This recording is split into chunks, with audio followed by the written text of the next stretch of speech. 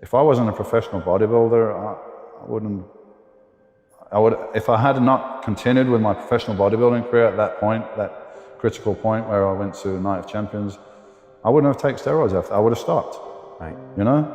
And also there's a psychological side to it, psychological addiction perhaps to steroids. It may be more than psychological, maybe it's slightly physical as well. But a lot of people get into this sport because of insecurity, because they don't feel good, and then they want to build up, to feel stronger, to feel more powerful. And, steroids will allow you to take that to the next level, So if your whole importance of self is built up in how big and muscular you are, you're never going to want to stop taking those steroids, because you're going to lose that when you can't. It's not, you can't keep that level of development when you stop taking those hormones. You will come down to a degree. So, and there's going to be a crash. There's going to be a physical crash. There's going to be a mental crash. All those things you need to, before you step on that merry-go-round, you need to think about those things.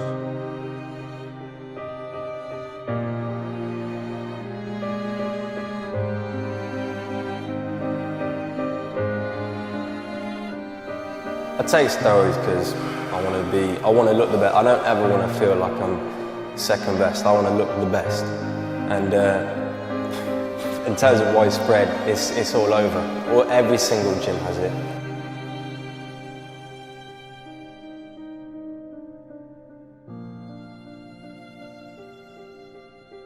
It's not that I'm intending on competing in bodybuilding when I'm 7 years old, but I want to look like I'm competing in bodybuilding.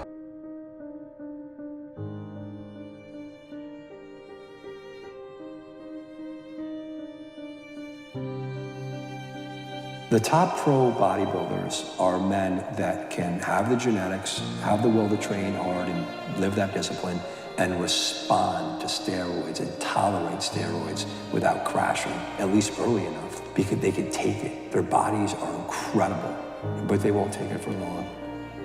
They won't take it for long. They'll come into me with heart failure and kidney disease. They all have side effects. The more you ramp up and change, the more side effects come. And then it becomes man per man, and then it becomes how much can you tolerate? And then it becomes what other drugs. And see, what happens sooner or later is you get into what's called polypharmacy. Many medicines, a drug for a drug for a drug.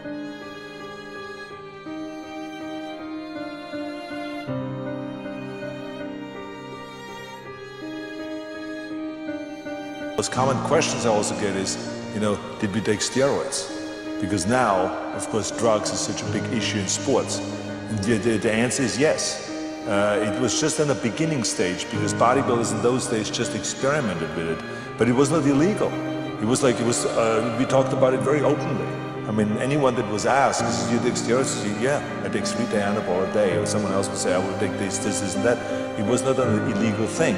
Now, after it became a big problem, then our federation said, okay, bodybuilders ought not to take steroids, and there will be testing done, surprise testing done. You could be called at any given time, and within 2 days you have to do a test, so you can't get rid of the whole thing out of your system or anything like that. So that's what's going on right now. The bodybuilders are tested continuously.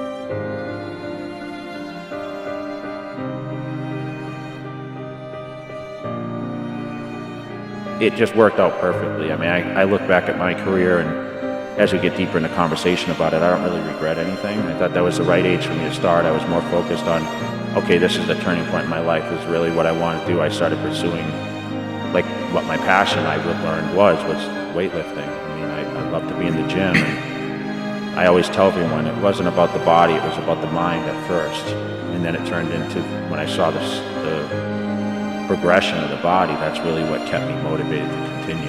And I saw huge progression.